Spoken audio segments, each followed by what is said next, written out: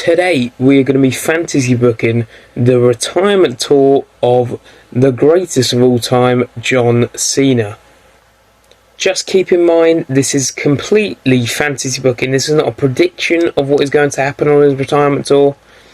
Just fantasy booking. And this video is going to come out after the first Raw on Netflix on the 6th of January. So in my universe, he's going to have a match then, but in real life, he did not have a match. So it's just fantasy booking. Let's just get straight into it. First up, we've on the 6th of January, the Raw debut, John Cena Open Challenge versus Dominic Mysterio, and he gets a win in a 10-minute match. Next, the 17th of January, an Open Challenge versus Carmelo Hayes, gets a win in an 8-minute match. Then the 20th of January, an Open Challenge versus Uncle Howdy in a Wyatt Rules match, going back to John Cena versus Bray Wyatt at WrestleMania, and John Cena is going to win this match, and it's going to be 15 minutes long. And then we go to the Royal Rumble, the 1st of February. John Cena is going to be in the Rumble, just like he announced in real life. In my universe, he's going to come in at number 25, finish 6th with 3 eliminations, and get eliminated by Braun Breaker. So that is a loss, and he lasts 15 minutes. Next, 3rd of February on Raw, an Open Challenge versus Kevin Owens, and he loses 12 minutes. Then the 4th of February on NXT, he challenges Obafemi for the North American Championship. Cheeky side quest. He loses and gets squashed in 6 minutes. So that's 3 losses in a row for Big Match John. We have SmackDown the 14th of February, John Cena versus Johnny Gargano. He gets a win in 12 minutes. 8th, we have Elimination Chamber, John Cena versus Braun Breaker for the Intercontinental title. Cena gets a win and becomes a Grand Slam champion in a 16-minute match. Then we have, on the 3rd of March edition of Monday Night Raw, John Cena versus Chad Gable in a Intercontinental title match. Cena picking up the win, 20-minute match. Then on the 14th of March, we have a tag team match. John Cena, the 14th of March on SmackDown, we have John Cena and a mystery partner versus DIY. The mystery partner turns out to be R-Truth, and they end up getting the win in 10 minutes. Then on the 31st of March, John Cena versus Liv Kaiser, Intercontinental title match, gets a win, 13 minutes.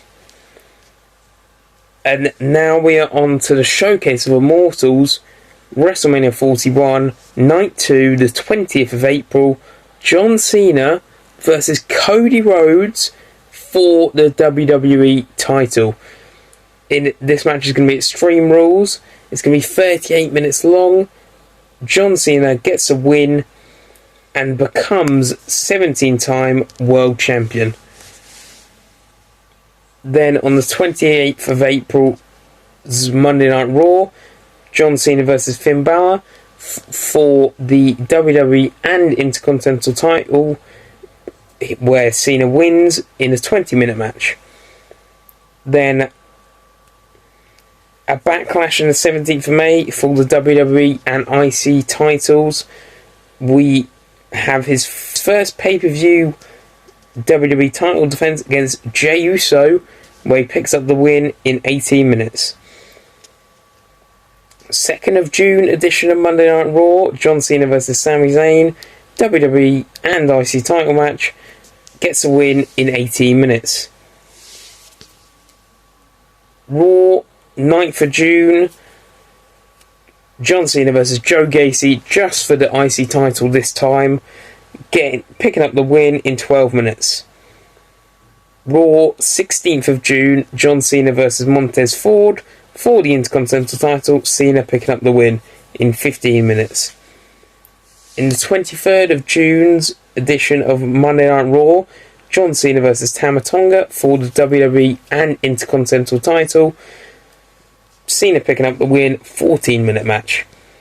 Then we have SmackDown, the 27th of June, John Cena versus Tonga Loa for the WWE and IC title, 13 minutes, Cena picks up the win. And obviously, booking the whole year, you need to come up with the whole pay-per-view schedule for the year. So we are bringing back an old pay-per-view, Unforgiven, on the 28th of June, and we have got a triple threat match, John Cena versus Jacob Fatu versus Solo Sikoa in an Extreme Rules match for the WWE and IC titles. John Cena picking up the win in a 30-minute match. And Cena does not wrestle again until July the 19th. This is Money in the Bank pay-per-view against Sheamus, just for the IC title, and in 25 minutes, Cena loses. So, John Cena's Intercontinental title reign ends at 140 days long with 11 title defences. So, next we go to the 28th of July edition of Monday Night Raw. We have John Cena, Akira Tozawa and Otis versus Randy Orton, Grayson Waller and Austin Theory in a 6-man tag team match, with Cena's team picking up the W in 17 minutes. And as this is right before SummerSlam, have you guessed who Cena's SummerSlam opponent is based on this? I'll give you a second. That's right, it's Randy Orton. John Cena versus Randy Orton at SummerSlam, August 3rd, night 2 of SummerSlam, in an Iron Man match. Cena picking up the win, a 60-minute Iron Man match, may I add, for the WWE title. Then August 4th, on Monday Night Raw, John Cena versus Drew McIntyre, WWE title match, win, 16 minutes. August 11th edition of Raw, Cena versus Damian Priest, WWE title match, picking up the win, 17 minutes. Then we have the 1st of September edition of Raw in an open challenge, John Cena versus Joe Hendry for the WWE title, 14-minute match, Cena picking up the win. Next up, the 27th of September, bringing back another old pay-per-view in Armageddon. And this time, he is facing Roman Reigns for the WWE title in a 35-minute match.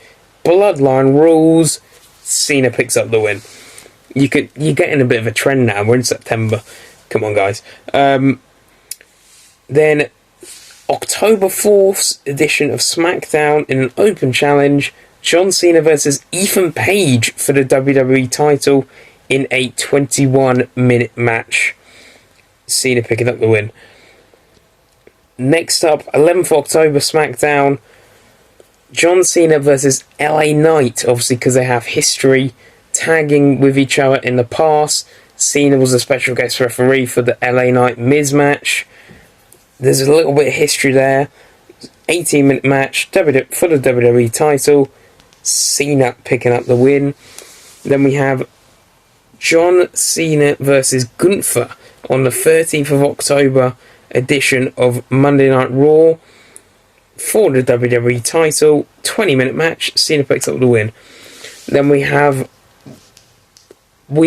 because they have talked about almost showing John Cena to the world as for his retirement year, why not have a pay-per-view in Africa?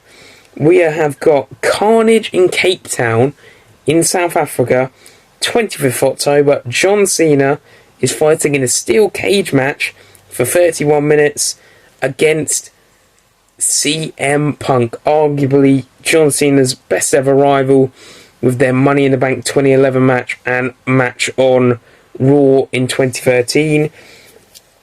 And does Cena pick up the win? Yes, he does. How I mentioned, Cena is my favourite ever wrestler. So, a majority of his matches he's winning because he has put people over for the past 5 years. He hasn't won a singles match since 2018. This is ridiculous. Next up, we have at Crown Jewel at the 8th of November, John Cena versus CM Punk. Again, Extreme Rules WWE title match, 25 minutes, and Cena picks up the win. And finally, the 33rd match on John Cena's retirement tour, Survivor Series, 29th of November, John Cena versus CM Punk to end the trilogy with Randy Orton as a special guest referee in a 22-minute match. Cena loses the title to Punk to end the trilogy, with his WWE title reign ending at 223 days with 17 title defenses.